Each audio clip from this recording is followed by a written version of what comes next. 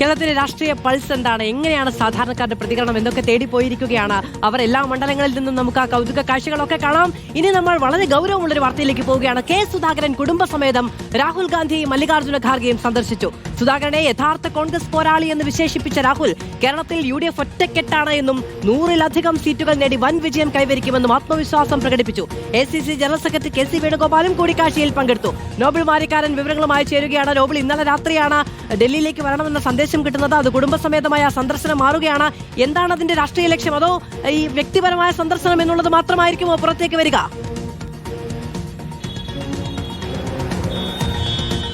മാധു, ഇത് വ്യക്തിപരമായ കൂടിക്കാഴ്ച ഒരിക്കലും നമുക്ക് പറയാൻ കഴിയില്ല. കാരണം കഴിഞ്ഞ ദിവസങ്ങളിൽ ഈ പറഞ്ഞ പ്രധാനപ്പെട്ട നേതാവായ കെ സുധാകരൻ വലിയ തരത്തിൽ അതൃപ്തിയിലായിരുന്നു ഉണ്ടായത്. കാരണം അദ്ദേഹത്തിന് കണ്ണൂർ സീറ്റിൽ മത്സരിക്കാൻ താല്പര്യമുണ്ടായിരുന്നു. അതിനു പിന്നാലെ അദ്ദേഹം വലിയ സമ്മർദ്ദം ഇതുമായി ബന്ധപ്പെട്ട് ദേശീയ നേതൃത്വത്തിലും സംസ്ഥാന നേതൃത്വത്തിലും ചെലുത്തിയതാണ്. അതിനു പിന്നാലെ അദ്ദേഹത്തെ അനുനയിപ്പിച്ചത് മല്ലികാർജ്ജുന ഖാർഗെയുടെ ഒരു ഫോൺ കോൾ ആയിരുന്നു.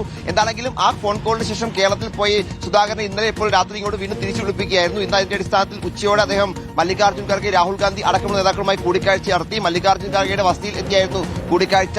കെ സുധാകരൻ, മകൻ, ഒപ്പം മകന്റെ ഭാര്യ അടക്കമുള്ള ആളുകളാണ് ഈ കൂടിക്കാഴ്ചയിൽ പങ്കെടുത്തത്. KC വേണുഗോപാലും ഈ കൂടിക്കാഴ്ചയിൽ ഏതാണെങ്കിലും പങ്കാളിയായിരുന്നു. കെ സുധാകരന്റെ പരാതികൾ എല്ലാം കേട്ടുകൊണ്ട് അദ്ദേഹത്തെ പൂർണ്ണമായും പാർട്ടിക്കൊപ്പം നിർത്തുക എന്ന ലക്ഷ്യമാണ് ഈ കൂടിക്കാഴ്ച കൊണ്ട് ലക്ഷ്യം വെച്ചിരിക്കുന്നത് എന്നാണ് നമുക്ക് വിവരം ഉള്ളത്. അതോടൊപ്പം തന്നെ കെ സുധാകരന് വേണ്ട എല്ലാ പരിഗണനയും നൽകുമെന്ന് ഉറപ്പ് നേതൃത്വം നൽകി എന്നും അറിയാൻ കഴിയുന്നു. നിലവിലത്തെ സാഹചര്യത്തിൽ ഏറെ പ്രധാനപ്പെട്ടതാണ്. പ്രത്യേകിച്ച് കണ്ണൂർ രാഷ്ട്രീയത്തിൽ കെ സുധാകരൻ മാറി നിന്ന് കഴിഞ്ഞാൽ വലിയ തിരിച്ചടി പാർട്ടിക്ക് ഉണ്ടാകുമെന്ന വിധത്തിലൊക്കെ നേരത്തെ തന്നെ നേതൃത്വത്തിൽ ഉണ്ടായിരുന്നു. അതിന്റെ അടിസ്ഥാനത്തിലാണ് അടിയന്തരമായി മല്ലികാർജ്ജുന ഖാർഗെ തന്നെ നേരിട്ട് കെ സുധാകരൻ ദില്ലിയിലേക്ക് വിളിപ്പിക്കുകയും ഇന്നിപ്പോൾ ആ കൂടിക്കാഴ്ച നടത്തുകയും ചെയ്തിരിക്കുന്നത്. യഥാർത്ഥ കോൺഗ്രസ് പോരാളിയാണ് കെ സുധാകരൻ എന്നാണ് രാഹുൽ ഗാന്ധി ഇപ്പോൾ ഇതുമായി ബന്ധപ്പെട്ട എക്സ്പോസ്റ്റിൽ പങ്കുവച്ചിരിക്കുന്നത്. കേരളത്തിലെ ജനങ്ങൾക്ക് വേണ്ടി മുഴുവൻ ജീവിതവും മാറ്റിവെച്ച പോരാടിയ നേതാവാണ് കെ സുധാകരൻ എന്നും അദ്ദേഹം വ്യക്തമാക്കുന്നു.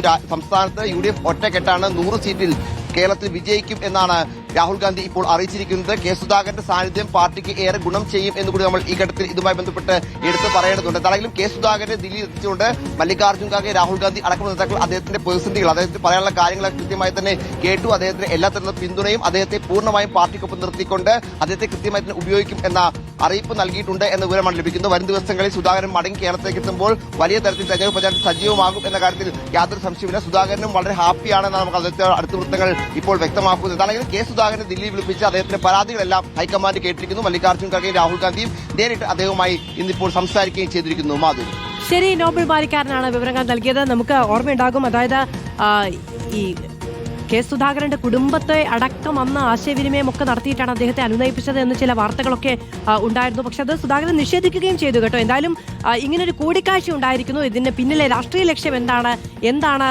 കമ്മ്യൂണിക്കേറ്റ് ചെയ്യുന്നത്, എന്ത് തരത്തിലുള്ള ആശയവിനിമയമാണ് നടക്കുന്നത് തുടങ്ങിയ കാര്യങ്ങളൊക്കെ ഏറെ വൈകാതെ നമ്മുടെ മുന്നിലേക്ക് എത്തുകയും ചെയ്യും. നോബിളാണ് വിവരങ്ങൾ നൽകിയത്.